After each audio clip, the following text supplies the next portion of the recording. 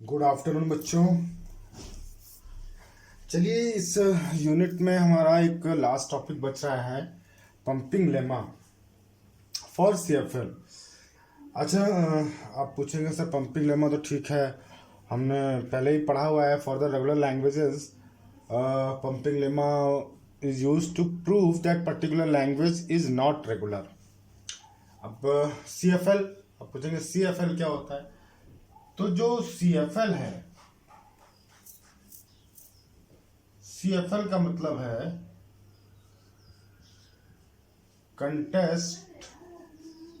Context free languages, that is CFL. अभी जो context free language है ये बेसिकली कहाँ से जनरेट हो रही है? आपको पता है कि लैंग्वेज कौन जनरेट करता है? लैंग्वेज जनरेट करता है ग्रामर। तो context free language is basically generated by CFG, यानी context free language context free grammar generate करता है। तो अगर हमारे पास, मैं कहूँ कि मेरे पास एक कंटेक्स्ट फ्री ग्रामर है, that is G equal to sigma capital V capital P and capital S, तो जो लैंग्वेज इस ग्रामर से जनरेट होगी that is CFL, context free language. ठीक है, ये तो बड़ा थ्योरेटिकल सा कंसेप्ट है। लेकिन बात कर रहे हैं कि अगर कोई लैंग्वेज CFL नहीं है तो how we prove that particular language is not CFL। तो again the concept of pumping lemma was generated to prove that particular language is not context free language. और उसके लिए कंसेप्ट देखिए पंपिंग लेमा के लिया गया है, तो मैक्सिमम कंसेप्ट बिल्कुल सेम है जैसा आपने नॉन रेगुलर लैंग्वेजेस को प्रूव करने के लिए किया था। उसी तरीके के कंसेप्ट हम यूज यहाँ पर भी कर रहे हैं कि ये कोई लैंग्वेज अगर CFL नहीं है तो उसको हम with the help of pumping lemma कैसे प्रूव करेंगे।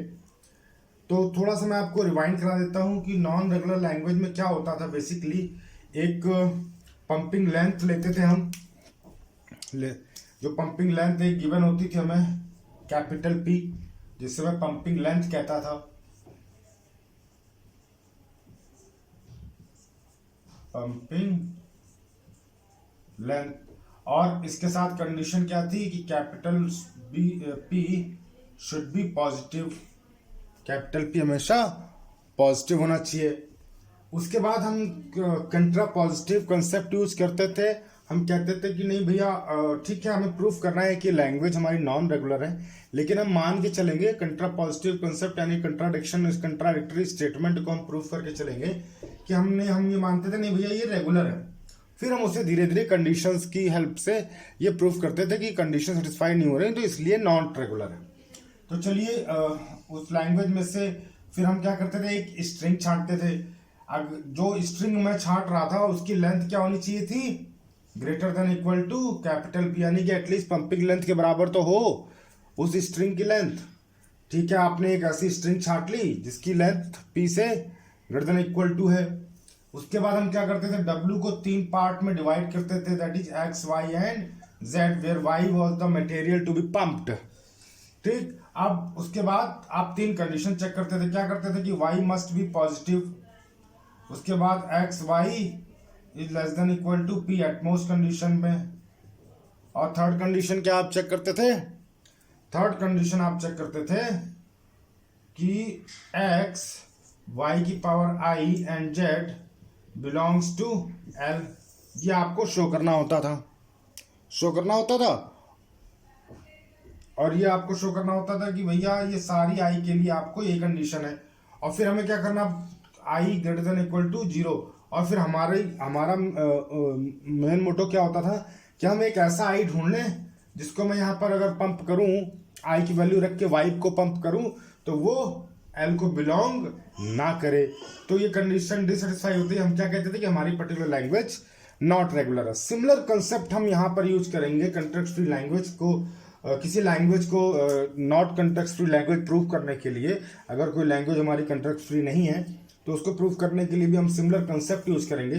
तो चलिए देखते हैं, हम वही सेम कंसेप्ट यूज करेंगे। एक पंपिंग लेंथ होगी हमारे पास कैपिटल पी जो हमें दी हुई होगी, capital P must be positive, ये पहली कंडीशन है।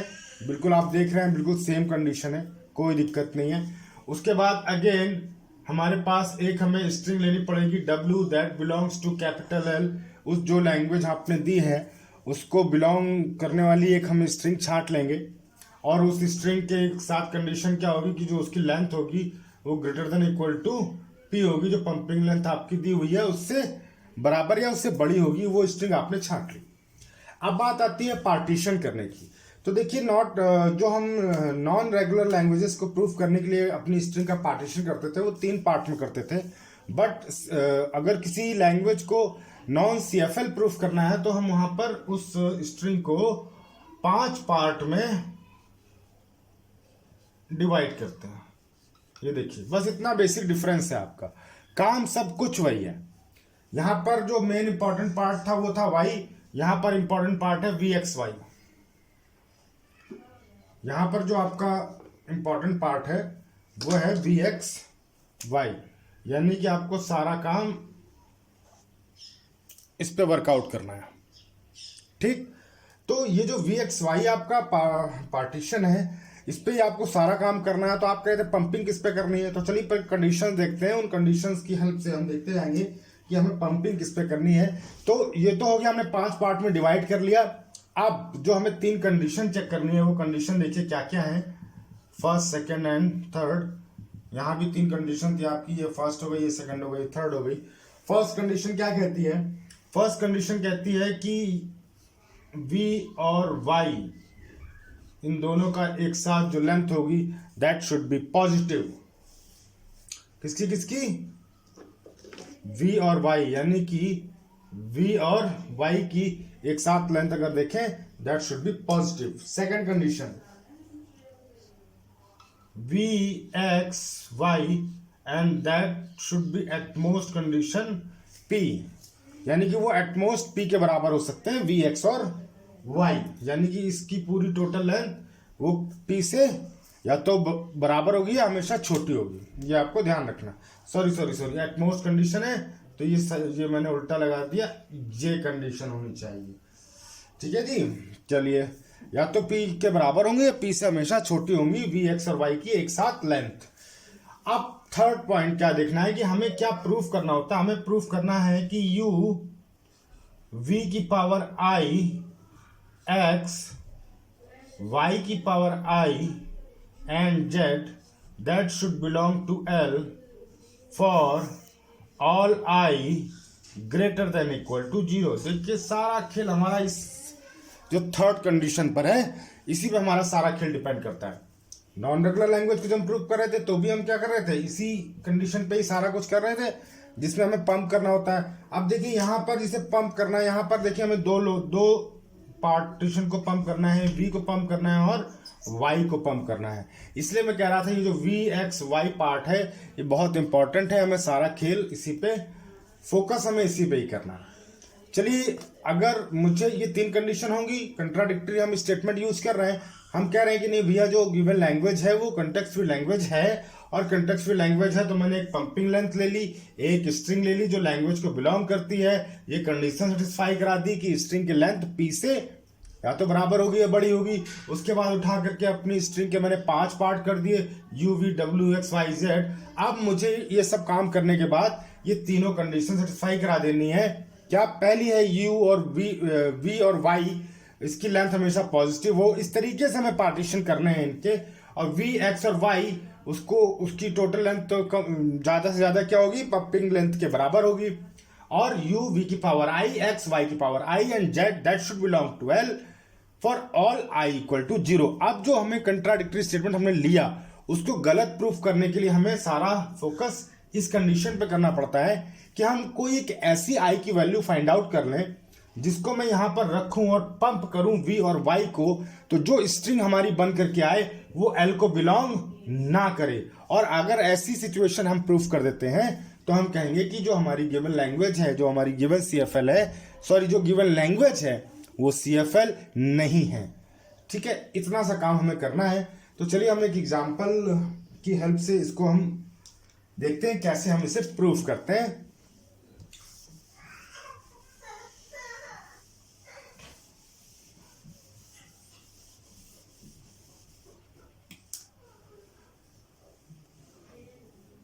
चलिए तो देखिए एक छोटा सा मैं आपको एक कंसेप्ट बताता हूँ कि बेसिकली जो फाइनाइट ऑटोमेटा है यानी कि टाइप 3 ग्रामर से हम मूव कर रहे थे टाइप 2 यानी कि CFG की तरफ। तो हमने क्यों मूव किया था? हमने इसलिए मूव किया था, बेसिकली हमारी जो लैंग्वेजेस थी वो रेगुलर ना होकर के नॉन रेगुलर क्यों हो रही थी? क्योंकि हमें उन लैंग्वेजेस में कहीं ना कहीं कंपेरिजन कंसेप्ट यूज करना पड़ रहा था, हमें मेमोरी यूज करनी पड़ रही थी। जैसे हम जो सबसे पहला हमने जो नॉन रेगुलर लैंग्वेज आपने देखी थी, वो क्या देखी थी? आपने देखी थी A की पावर n एंड B की power n where n is greater than equal to 0। सबसे पहले आपने जो नॉन रेगुलर लैंग्वेज देखी थी वो आपने यही देखी थी ना कि A की पावर n B की power n such that n greater than equal to 0। ये एक नॉन रेगुलर लैंग्वेज थी। क्यों थी? क्योंकि आपको पता था कि भैया देखो ये दोनों से सेम है, सब पहले सारे A आने वाले हैं, उसके बाद सारे B आने वाले हैं। तो बेसिकली यहाँ पे कंपैरिजन करना पड़ रहा है ना, एक काउंटिंग करनी पड़ रही है। तो काउंटिंग करने का काम हमारा ऑटोमेटा फाइनाइट ऑटोमेटा का नहीं था, तो हमें कुछ ना कुछ मेमोरी चाहिए थी। तो इसलिए हम मूव करके CFG की तरफ, पुश डाउन ऑटोमेटा की तरफ, वहां पर हमें कंपैरिजन करना शुरू हुआ। हमारा कंडीशन थोड़ी सी लिमिट क्या आ जाती है कि ठीक है CFG में या पुश डाउन ऑटोमेटा में यानी कि टाइप 3 ग्रामर में यानी कि टाइप 3 वाले कंसेप्ट में जहां पर कंटेक्स्ट फ्री ग्रामर है, कंटेक्स्ट फ्री ग्रामर से जनरेटेड कंटेक्स्ट फ्री लैंग्वेज है, और कंटेक्स्ट फ्री लैंग्वेज को एक्सेप्ट करने वाली जो हमारी मशीन मॉडल है that is push down automata, और which used a stack as a memory unit which is zero address memory.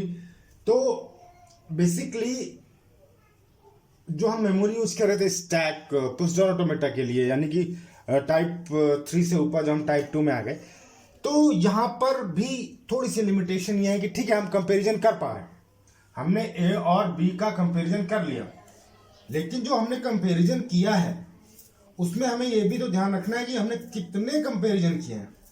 हमने कंपैरिजन किया है केवल एक, यानी कि A और B का केवल कंपैरिजन किया है, ठीक है ना, यानी कि A को काउंट किया और B से कंपेयर किया। अब अगर मैं एग्जांपल ले लूं, एक लैंग्वेज ले ली मैंने, लैंग्वेज इज A की पावर n B की पावर n C की power n where n greater than equal to 0, ये लैंग्वेज ले ली। जी मैं आपको टेक्निकल बता दूं, ये CFL नहीं है। क्यों नहीं CFL? क्योंकि यहां पर देखिए 3 कंपैरिजन करने पड़ रहा है। ठीक है, आपने A को काउंट किया, पहले सारे A आएंगे, उसके बाद सारे B आएंगे, and then after that only उसके बाद सारे C आएंगे। तो चलिए जब पहले सारे A आ गए, ठीक है, आपने A काउंट किया और उसके बाद B मैच करा लिया, एक कंपैरिजन खत्म हो गया ना। अगर इतना होता है, ठीक है, B आते हैं और सारे C आपने B काउंट करा लिए, C मैच करा लिए, तो भी मैं समझ लेता। लेकिन जब सारे A आ जाएंगे, सारे B आ जाएंगे, उसके बाद जैसे ही C आना शुरू होगा, तो आपको देखिए कंपैरिजन किससे कराना है? आपको C का कंपैरिजन B से भी कराना है, आपको C का कंपैरिजन A से भी कराना है, आपको डबल कंपैरिजन कराना है। कराने नहीं कराने, क्योंकि लेंथ जो है वो तीनों की बराबर है। यानी कि ऐसा नहीं कि आपने ठीक है आपने देख लिया कि नहीं भैया जितने B हैं उतने C हैं, ऐसा काम नहीं चलेगा। आपको C उतने चाहिए जितने A हैं और जितने B हैं। यहां पर जितने A हैं उतने B आएंगे, उसके बाद C कितने आएंगे? जितने A हैं और जितने B हैं। आपको डबल कंपैरिजन करना पड़ रहा है। तो यहां पर हमारा पुश डाउन ऑटोमेटा या जो मशीन है, मशीन मॉडल है हमारा, ये थोड़ा सा फेल हो जाता है। तो मैं आपको टेक्निकल बता दूं कि लैंग्वेज हमारी नॉन CFL है, लेकिन ठीक है हम ऐसे टेक्निकल बताने से हमारा काम नहीं चलेगा, हम इसको प्रूफ करेंगे with the help of pumping lemma. तो लैंग्वेज हमारी क्या आ गई? लैंग्वेज आ गई भैया हमारी A की पावर n B की पावर n C की power n where n greater than equal to 0, ठीक है। तो चलिए पंपिंग लेंथ की बात करें, तो मैंने कहा पंपिंग लेंथ आपकी कैपिटल P है 4, बोले ठीक है जी 4 आ गई। तो अब कैसे कैसे हमें प्रूफ करना है? P आ गया 4, W सेलेक्ट करना है, और W की जो लेंथ है वो एटलीस्ट P तो होनी ही चाहिए। तो चलिए मैंने कहा W ले लिया मैंने A की पावर 3 B की पावर 3 C की पावर 3। तो देखिए क्या है, W की लेंथ कितनी है? 9 है, that is greater than equal to 4 which is P।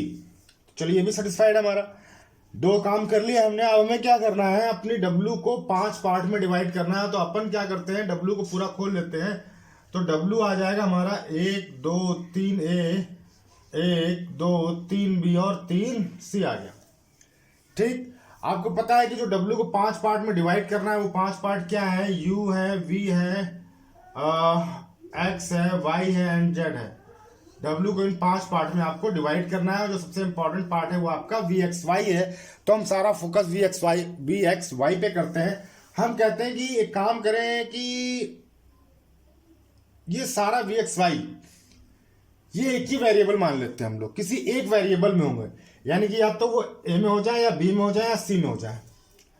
तो ठीक है जी, किसी एक वेरिएबल में हम मूव कर लेते हैं। तो ये केस 1 हो जाता है हमारा, ये हो जाता है हमारा केस 1 कि जब VXY वाला जो पोर्शन है हमारा वो किसी एक पर्टिकुलर वेरिएबल में ही हो। पर्टिकुलर वेरिएबल मतलब या तो A में हो या तो B में हो या C में हो। ठीक है, अपनी आसानी के लिए हम क्या करते हैं, अभी B में ले लेते हैं। जब हम B में ले लेते हैं, हमने केस 1 कहा when VXY is in a same variable. ठीक है, सेम वेरिएबल में है VXY। तो सेम वेरिएबल में तो हमने क्या किया, इसे मान लिया हमने सेम वेरिएबल में, तो इससे तो मान लिया हमने भैया U, इसे मान लिया हमने Z और इसको मान लिया हमने VXY। ये Y हो गया, ये V हो गया और ये X हो गया। ठीक है जी, तो चलिए, तो पहली कंडीशन क्या थी हमारी कि मॉड ऑफ V और Y। तो पहली कंडीशन हमारी है मॉड ऑफ V और Y that should be positive, that should be positive. तो भैया देखिए V कितना है हमारा B, V कितना है B, Y कितना है B, इसकी स्ट्रिंग हो गई 2 एंड दैट इज पॉजिटिव। पहली कंडीशन हमारी ओके हो गई। सेकंड कंडीशन हमारी क्या है कि VXY and that is at most P। तो देखिए VXY कितना है, V कितना है B, X कितना है B, VXY टोटल कितना हमारा B, ये कितना हो गया 3 and that is less than equal to 4। P कितना था हमारा 4 था। तो ये कंडीशन हमारी सेटिस्फाई हो गई, कोई दिक्कत नहीं। थर्ड जो कंडीशन थी हमारी, थर्ड कंडीशन क्या है हमारी, U V की पावर I X Y की power I and Z and that should not belong to L। ये हमें ढूंढना है। जब हमें ये ढूंढना है तो चलिए मैं इसे थोड़ा सा रफ करता हूं, चलता हूं। अब हमें ये ढूंढना है कि इससे कैसे प्रूफ करें हम। तो इसे मैं रफ कर दूं, चलिए मैं लैंग्वेज यहां लिख देता हूं। आपकी लैंग्वेज जो बेसिकली आपकी है वो लैंग्वेज है आपकी L that is equal to A। L हमारी क्या है, L है A की पावर N, B की पावर N, C की power N, where N greater than equal to 0। ये आपकी L है। ठीक है, तो चलिए अब हमें कैसे प्रूफ करना है, बेसिकली हम कैसे प्रूफ करेंगे तो देखते हैं। चलिए अब हमारे पास क्या है, V कितना है B है, Y कितना है B है। तो फॉर I इक्वल टू 2 ले लेते हैं। ठीक है जी, जब 2 ले लिया तो हमारे पास जो स्ट्रिंग बन के आएगी वो स्ट्रिंग बन के क्या आएगी, U देखिए कितना है 1 2 3, V क्या है हमारा B। तो अब यहां पर V की पावर I होता है ना, V की पावर I होता है। हमारे पास जो केस है वो केस क्या है, जो हमारी कंडीशन है, कंडीशन क्या है, कंडीशन है हमारी U V की पावर I X Y की पावर I Z। ये कंडीशन तो है हमारी। अब इस कंडीशन में मुझे V और Y को पंप करना है। ठीक है ना, तो मैंने क्या किया, V कितना है हमारा, V है हमारा B, तो I इक्वल टू 2 था तो B स्क्वायर कर दिया मैंने। ठीक, X कितना, X सिंगल B है हमारा। ठीक है जी, Y कितना है, Y अगेन B है लेकिन Y को भी पंप करना है और I इक्वल टू 2 कर दिया मैंने।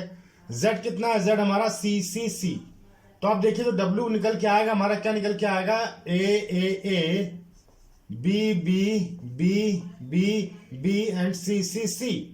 ठीक है जी, यानी कि निकल के आया A की पावर तो 3, B की पावर 5 एंड C की पावर 3।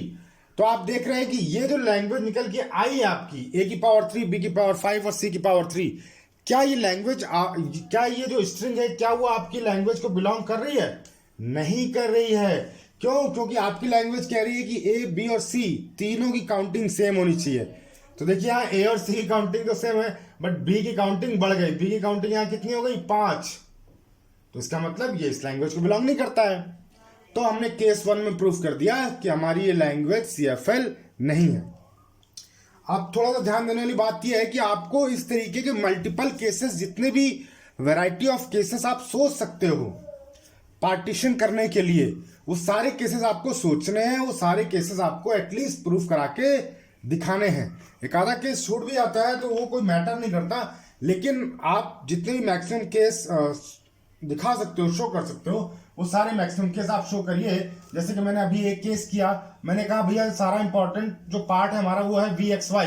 तो मैंने कहा VXY किसी एक वेरिएबल में हो, या तो VXY A में हो जाए, या VXY हमारा B में हो जाए, या VXY हमारा C में हो जाए। तो हमने अपनी आसानी के लिए क्या किया, VXY को B में ले लिया।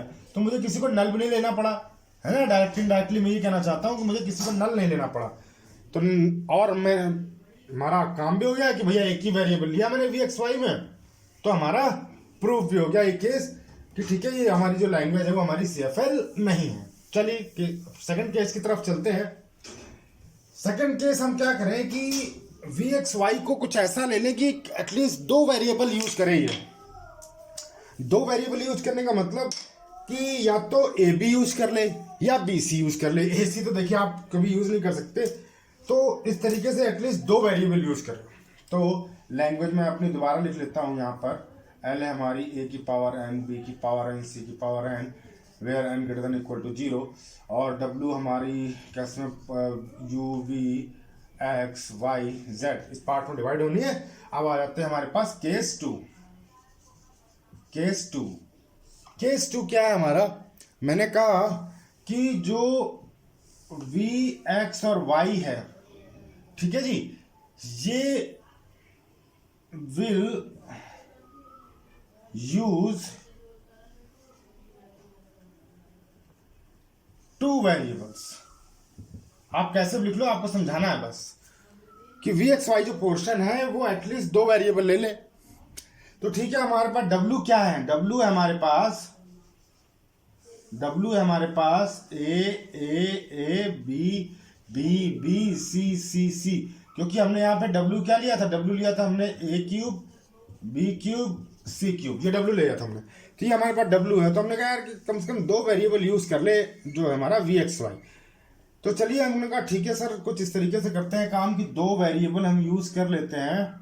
तो हमने कहा भैया ये ले लिया हमने, ठीक है। इससे मैंने कहा कि ये हमारा VX और Y, ठीक। अब जब ये VX और Y लिया तो मैंने कहा कि ये तो हो गया X, ये हो गया हमारा Y, और ये हो गया हमारा V, ये हो गया हमारा U, और ये हो गया हमारा Z। ठीक है, क्लियर हो रहा है आपको? तो चलिए एक एक करके लिखते हैं हम कि यहाँ पर U तो हो गया हमारा इस केस में सिंगल A। वैसे लिखने की जरूरत है नहीं, इस तरीके से मैं आपको दिखा रहा हूं कि ये देखिए क्या है, U क्या आया, सिंगल A आ गया। VXY में 2 वेरिएबल यूज किया मैंने। VXY को क्या ले लिया? डबल A, डबल B ले लिया, और बाकी पोर्शन को Z ले लिया। अब VXY में V को मैंने सिंगल A ले लिया, Y को हमने सिंगल B ले लिया, और X को मैंने A भी ले लिया। ये आप किसी भी तरीके से पार्टीशन किसी भी तरीके से ले सकते हो, इसका कोई कंपल्शन नहीं है। लेकिन हम कोशिश करते हैं कि इनको समझाने के लिए जो इतने मैक्सिमम केस हैं वो हम सारे केस कवर करें।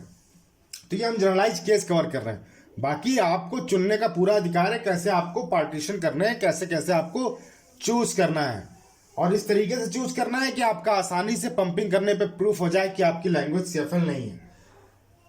तो ठीक है भाई, कंडीशन अब चेक करते हैं हम। पहली कंडीशन हमारी क्या है? पहली कंडीशन हमारी है condition number 1, and that is mod of VY and that should be positive. तो V देखिए क्या है, A, Y क्या है, B है A, Y है B, यानी कि AB, और इसकी जो लेंथ आ गई वो आ गई 2 और पॉजिटिव है। इसका मतलब पहली कंडीशन आपकी ओके हो गई। सेकंड कंडीशन आ जाएगी। सेकंड कंडीशन कहती है कि mod of V X and Y and that should be at most condition में P से बड़ा नहीं होना चाहिए। तो VXY देख लेते हैं। VXY है आपका double A double B, VXY है double A double B and that is equal to 4 and that is equal to P length के। तो हमारे पास ये कंडीशन भी सेटिस्फाई हो जाती है। अब बात करते हैं जो थर्ड कंडीशन है हमारी। थर्ड कंडीशन कहती है कि u v की पावर i x y की power i and z that should belong to L for i greater than equal to 0। अब मैं इस कंडीशन पे सारा फोकस करूंगा और मैं देखूंगा कि मैं i की कोई एक ऐसी वैल्यू फाइंड आउट कर लूं जिसको i को यहां पर पुट अप करूं और v और y को मैं पंप कराऊं उस i की वैल्यू पर, और वो जो स्ट्रिंग आए वो मेरी लैंग्वेज को बिलोंग ना करती हो। बस इतना करते ही मैं प्रूफ कर दूंगा कि हमारी लैंग्वेज जो CFL नहीं है। तो चलिए देखते हैं। मैंने कहा चलिए ठीक है, मैंने इसको किया i इक्वल टू 2 ले लेते हैं, करके देखते हैं क्या होता है। मैंने कहा फॉर i इक्वल टू 2, तो जब i इक्वल टू 2 किया यानी कि जो स्ट्रिंग आई मेरी w इक्वल टू वो आई u v की पावर 2 x y की पावर 2 एंड z। अब देखिए u कितना हमारा, u है सिंगल है, v कितना हमारा, v भी सिंगल है।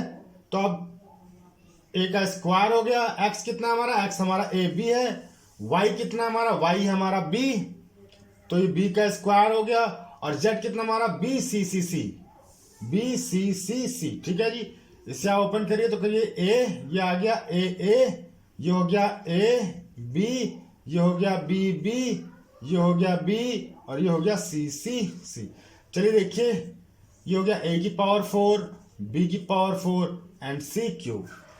आप देखिए क्या ये जो स्ट्रिंग निकल के आई क्या आपकी लैंग्वेज को बिलोंग कर रही है? ये आपकी लैंग्वेज को बिलोंग नहीं कर रही है, क्योंकि अगेन आपकी लैंग्वेज क्या कहती है कि ए बी और सी तीनों की काउंटिंग एग्जैक्टली सेम होनी चाहिए।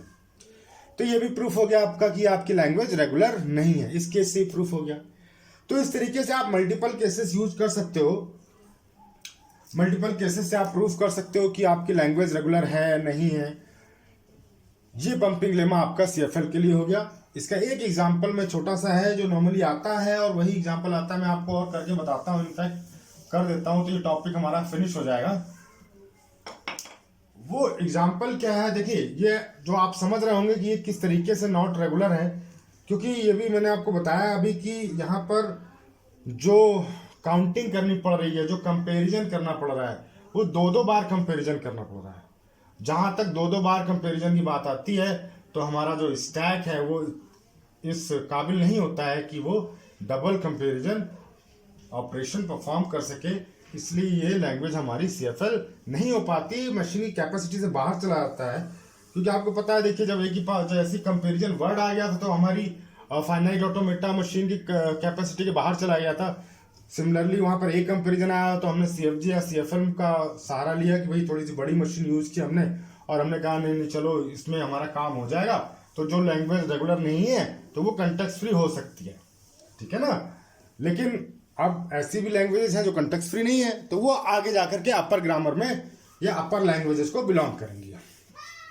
तो चलिए एक एग्जाम्पल और है, बड़ा अच्छा एग्जाम्पल है, और वो एग्जाम्पल है कि मैंने लैंग्वेज ली है L equal to W such that W belongs to A B का एस्ट्रिक।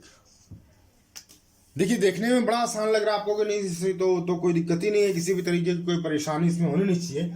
लेकिन आप देखिए यहाँ पर हो क्या रहा है, W बेसिकली क्या है, W एक स्ट्रिंग है, और W फॉलोड बाय W ये है, ये ध्यान रखना है आपको कि W जहां से खत्म होगी वही स्ट्रिंग सेम वहां से स्टार्ट होगी, यानी ये एक मिड पॉइंट होगा इसमें, ठीक है ना। ये आपको ध्यान रखना है, एक यहाँ पर मिड पॉइंट होगा, आप ये समझिए मिरर हो गया एक तरीके का, है ना। यानी कि मिरर तो नहीं है, और वो तो पैलिंड्रोमिक कंडीशन आती है, उसे मिरर नहीं कहेंगे हम। मैंने कहा कि ये देखिए ये आपकी एक मिड पॉइंट है जहां पर W है, और W खत्म होते ही फिर से W स्टार्ट होना है, यानी कि W फॉलोड बाय W। तो ठीक है, अब इससे हमें प्रूफ करना है कि हमारा CFL नहीं है, तो हम कंट्रा पॉजिटिव मैनर यूज करते हैं, मान के चलते हैं कि नहीं सर ये CFL है। तो जब ये CFL है तो हम यहां पर एक पंपिंग लेंथ ले लेते हैं।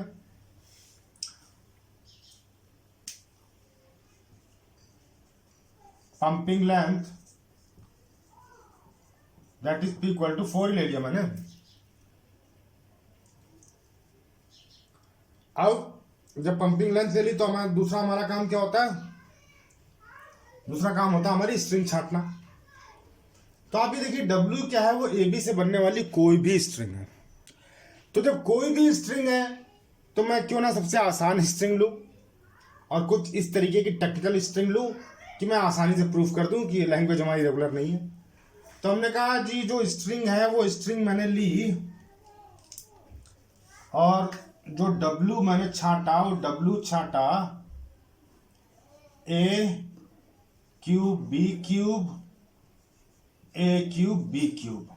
देखिए W है ये A cube B cube A cube B cube. तो मैं यहाँ W ना लिख करके मैं यहाँ कुछ, क्योंकि यहाँ पर W लिख दिया है मैंने तो कंफ्यूजन हो जाएगा। तो यहाँ स्ट्रिंग के लिए मैं यहाँ पर कुछ और नाम दे देता हूँ। मैंने कहा यहाँ पर स्ट्रिंग है S, ठीक है। अब ये W फॉलोड बाई W, लेकिन हमें जो स्ट्रिंग यूज करनी है वो करनी है S, है ना, क्योंकि W यूज करना है हमें। तो W यानी कि इसको हम टोटल मिला करके ये हमारी स्ट्रिंग हो गई। और देखिए इस स्ट्रिंग की लेंथ कितनी है 12, that is greater than equal to 4। ये हमारा ओके है, कोई दिक्कत नहीं है। अब तीसरा काम क्या करना है हमें, इसके पार्टीशन करने हैं। तो जब हमें इसके पार्टीशन करने हैं तो हम इसे ओपन करके देख लेते हैं। और जब ओपन किया मैंने तो S लिया, S लिखा मैंने 1 2 3A 3B 3A और 3B। ये हमारी स्ट्रिंग है। अब इसमें हमें पार्टीशन करना है। तो पार्टीशन करने तो फिर से हम केसेस की बात करेंगे। तो आप देखिए कि यहां पर क्या हो रहा है, एक तो मिड पॉइंट है कि नहीं है, मिड पॉइंट है। अब देखिए इस मिड पॉइंट में भी क्या हो रहा है कि मैंने इस तरीके से लिया कि एक मिड पॉइंट ये रहा, एक मिड पॉइंट ये रहा है, तो बाउंड्री हो गई एक तरीके से। अच्छा फिर से हमारा जो सारा फोकस होता है वो फोकस किस पे होता है, किस पे होता है फोकस सारा? फोकस हमारा जो पार्टीशन है S equal to U V X Y and Z, सारा फोकस हमारा V X Y पे होता है। तो केसेस भी हम कुछ इस तरीके से करेंगे। हम कहेंगे चलिए केस 1 लिया हमने,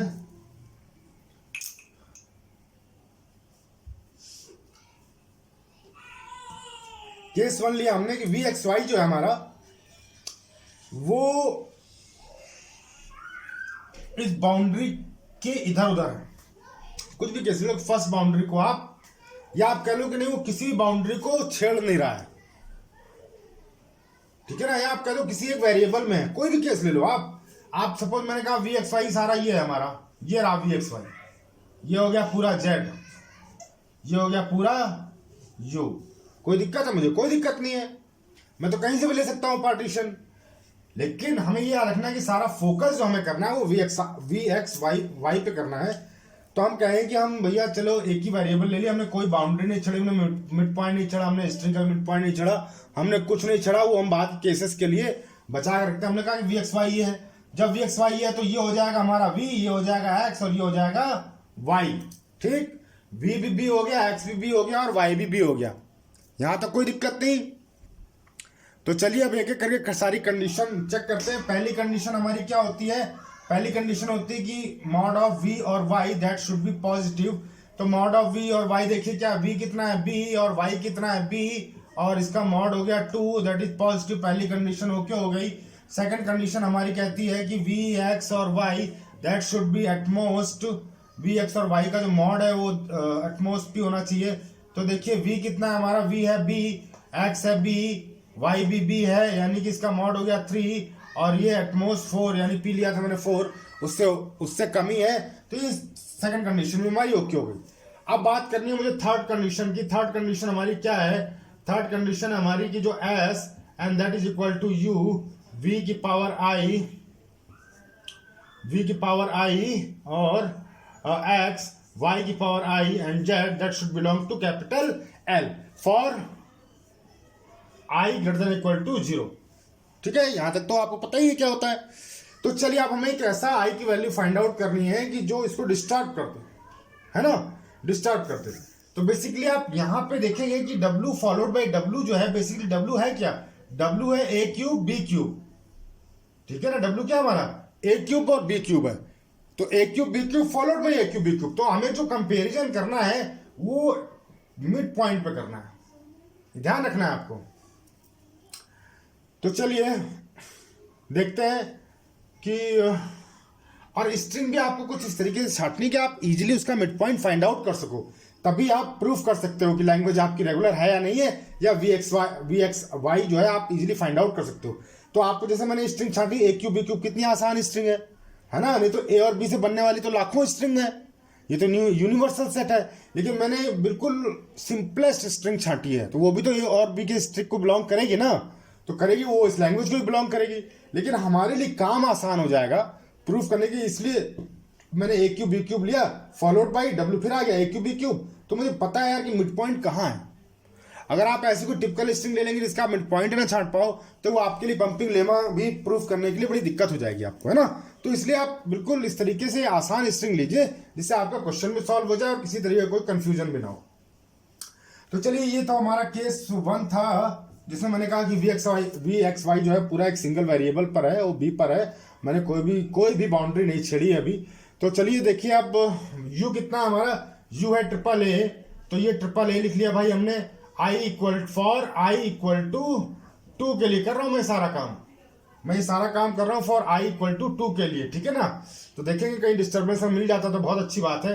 i इक्वल टू 2 के लिए मैंने किया, तो u हमारा कितना है, u है हमारा ट्रिपल ए, और v कितना है, v है b, तो b के पावर के ऊपर पावर हो गया 2, x है हमारा b, और y है अगेन b, तो इसकी भी पावर 2 हो गई, और z कितना है हमारा, z है हमारा triple A and triple b, ठीक है जी। तो चलिए, आपको पता है डायरेक्टली इनडायरेक्टली कि भैया मिड पॉइंट ये रहा, ठीक है जी। तो अब देखिए करते हैं इसको, ये आ गया ट्रिपल ए, ये आ गया b, फिर b, फिर आ गया b, फिर हो गया ट्रिपल ए और ट्रिपल b, तो ये हो गया a की पावर 3, b की पावर 5 और a की पावर 3, b की पावर 3। तो क्या ये देखिए, ये आपकी लैंग्वेज को बिलोंग कर रहा है, या आपको पता है आपकी लैंग्वेज का मिड पॉइंट ये रहा। तो देखिए, आप जो w है वो क्या है, w आपका a क्यूब b की पावर 5 है, ठीक, लेकिन यहां पे w क्या है, यहां पे w a cube b cube है, ठीक है। w का ये पोर्शन तो मैच कर गया, लेकिन ये पोर्शन मैच नहीं कर रहा था, यानी ये w और ये w इक्विवेलेंट नहीं हुए, तो ये w जो लैंग्वेज है उसको बिलोंग नहीं करेगा।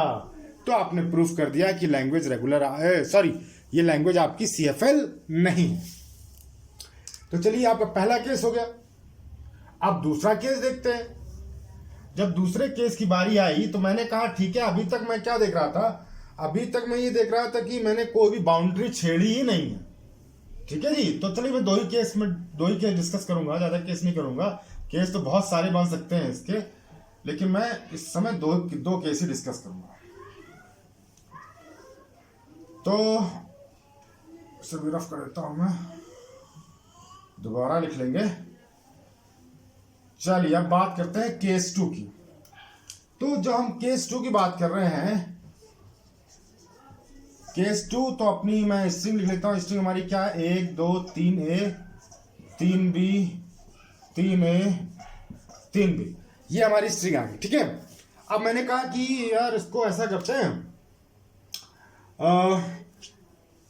बाउंड्री छेड़ देते हैं वी एक्स वाई। तो मैंने कहा यार अब जो है, जो वी एक्स वाई लेना है मुझे, वो मैं वी एक्स वाई इसको ले लेता हूँ, यहाँ से शुरू करूँ और यहाँ तक चला गया मैं। तो देखिए, मैंने बिल्कुल बीच वाली बाउंड्री जो थी उसे टच कर दिया, ठीक, छेड़ दिया ना उसे, मैंने बीच वाली बाउंड्री को छेड़ दिया। तो अब जब इसे वी एक्स वाई ले लिया मैंने, अब इससे वी एक्स वाई लेने का मतलब हो गया हमारा कि ये पूरा पोर्शन हो गया वी एक्स और वाई। तो जब ये पूरा पोर्शन हो गया वी एक्स और वाई, मैंने मिड पॉइंट छेड़ दिया है, तो ये हो गया हमारा क्या, u, और ये हो गया हमारा z, ठीक है जी, यहां तक एग्रीड। तो चलिए, वी एक्स वाई का भी आपस में बंटवारा कर ही देते हैं हम। मैंने कहा इससे ले लेंगे हम x। ये सब मैं जो कर रहा हूं, देखिए मैं गलत तो नहीं कर रहा, लेकिन मैं इसको बिल्कुल सिंपलेस्ट बनाने की कोशिश कर रहा हूं। हर चीज को मैं इस हिसाब से चूज कर रहा हूं कि क्वेश्चन मेरा बिल्कुल सिंपल दिखे। तो x को लिया मैंने BA, V को लिया मैंने सिंगल B, और Y को लिया मैंने सिंगल A। कितना सिंपलेस्ट किया मैंने, ठीक है ना। इसी तरीके से आपको भी करना। तो चलिए अब कंडीशन पे मूव करते हैं। कंडीशन हमारी पहली कंडीशन क्या थी? फर्स्ट कंडीशन पे अगर मैं बात करूं, फर्स्ट कंडीशन है हमारी कि v और y का जो मॉड है दैट शुड बी पॉजिटिव। तो v कितना है भैया हमारा? v रहा ये सिंगल b, और y क्या है भैया हमारा? y है सिंगल a, और इसका मॉड हो गया 2 एंड दैट इज पॉजिटिव। यानी फर्स्ट कंडीशन हमारी मैच कर गई, कहीं कोई दिक्कत किसी तरह की कोई परेशानी नहीं है। सेकंड कंडीशन है, ये सेकंड कंडीशन कहता है कि मॉड ऑफ v x और y and that should B at most p। ठीक है भैया, देख लेते हैं अपन का v कितना है? v है b, x कितना है? x है b a, और y कितना है? y है स्मॉल a। ठीक है, इसका जो मॉड आया हुआ आया 4 and that is equal to p। p की वैल्यू कितनी थी? 4। ठीक है, यहां तक भी ये कंडीशन भी सेटिस्फाइड होगी हमारी, कोई दिक्कत नहीं। एटमोस्ट कंडीशन पे p होना चाहिए, तो एटमोस्ट सिचुएशन में है 4 इक्वल टू 4, कोई दिक्कत नहीं है। अब कंडीशन हमारी आती है थर्ड, जहां पर हमारा सारा फोकस है। तो थर्ड कंडीशन हमारी है कि u v की पावर i x y की power i and z that should belong to l for i greater than equal to 0। तो हमें एक ऐसा i यहाँ पर छांट लेना है जिसको हम v और y पे पुट करें, यानी कि v और y को उस i के लिए पंप करें, और जो स्ट्रिंग निकल के आए वो उस लैंग्वेज को बिलोंग करे ही ना। ठीक है ना? तो चलिए हम फिर वही अपना नॉर्मल जो हम करते हैं फॉर i इक्वल टू 2 के लिए। अच्छा, ये 2 जो है वो एक चांस की बात है कि 2 पे हमारे सारे क्वेश्चन हो जाते हैं, लेकिन आपको कुछ i की वैल्यू इस तरीके से फाइंड आउट करनी है। You are free to choose any value of i, कि हमें आपको बेसिकली लैंग्वेज को नॉट रेगुलर प्रूफ करना है after pumping for the i, after pumping the particular partition v and y on i। बस इसके लिए हमें इतना ध्यान रखना है। तो चलिए हमारे पास u कितना है? u देखते हैं भैया, u है हमारा ट्रिपल a और b। v कितना है हमारा? v है b, और b के ऊपर कर दिया ये i इक्वल टू 2। x कितना है? x है हमारा b a, और y कितना है? y है a, इस पे भी हमारा i चढ़ जाएगा। z कितना है? z है a b b b। ठीक है जी, तो चलिए इसे ओपन करते हैं। ओपन करने पे क्या आ गया हमारे पास? ये तो हो गया ट्रिपल ए, ये बी हो गया, ये बी बी हो गया, ये फिर से बी ए हो गया, ये ए हो गया, ये ए हो गया, ये बी बी बी हो गया। तो चलिए देखते हैं, इसे लिखते हैं। तो ये ए क्यूब हो गया, और ये कितना हो गया? बी की पावर 2 1 2 3 4, बी 4 हो गया। यहाँ पर ए कितना हो गया? 1 2 3 4, ए 4 हो गया, और बी कितना हो गया? बी 3 हो गया। आपको पता है कि मिड पॉइंट कहाँ है भैया हमारा? मिड पॉइंट हमारा ये रहा। अब देखिए, क्या ये W और ये W सेम है? बिल्कुल भी सेम नहीं है।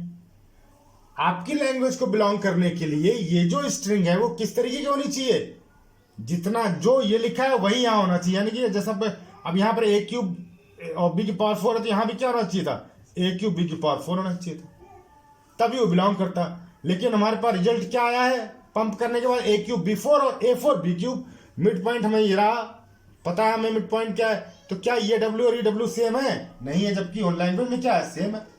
तो इस तरीके से ये आपकी लैंग्वेज को बिलोंग नहीं करेगा। तो फिर से आपने प्रूफ कर दिया कि ये पर्टिकुलर लैंग्वेज आपकी CFL नहीं है। तो ये 2 एग्जांपल मैंने बताए हैं आपको। आप और भी एग्जांपल आप देखिएगा, कहीं से आपको क्वेश्चंस मिले, नहीं तो मैं तो दूंगा ही क्वेश्चंस। तो इस तरीके से आपने पंपिंग लेमा सीख लिया, CFL का आपकी यूनिट हो गई खत्म। और देखते हैं कि अब जितने ज़्यादा से ज़्यादा मैं क्वेश्चंस या एग्जांपल के वीडियोस बना के डाल सकता हूँ इस यूनिट पर, वो मैं कोशिश करूँगा। GNF कन्वर्जन के, CNF कन्वर्जन के, पंपिंग लेमा के जितने भी मैक्सिमम क्वेश्चन मुझे अच्छे क्वेश्चंस मिलेंगे, मैं उनके वीडियोज़ बना करके चैनल में डालूंगा, आपके व्हाट्सएप पे भी। Okay, thank you.